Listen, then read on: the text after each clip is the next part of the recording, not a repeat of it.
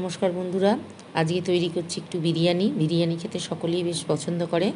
এর জন্য আমি মাংসটা তৈরি করে নিয়েছি, তবে ওতে পেঁয়াজ দিইনি। এই বেরেস্তা ওপর থেকে ছড়িয়ে দিলাম, একটু খোয়া ক্ষীর ছড়িয়ে দিলাম আর বিরিয়ানি মশলা দিয়ে দিলাম, কিন্তু মশলাটা স্কিপ করে গেছি।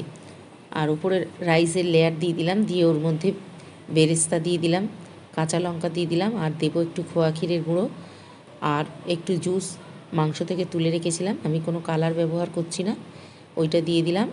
আর আতর মেশানো গোলাপ জল কেওড়া জল মেশানো দুধ দিয়ে দিলাম, দিয়ে ওই একইভাবে উপরে আর একটা ভাতের লেয়ার দিয়ে ওই একইভাবে সব কিছু উপকরণ দিয়ে দেব।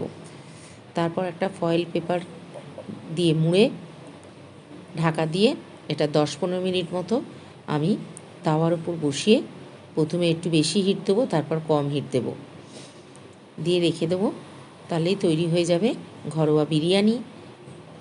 এটা খেতে খুবই ভালো লাগে। তৈরি হয়ে গেল বিরিয়ানি। নমস্কার।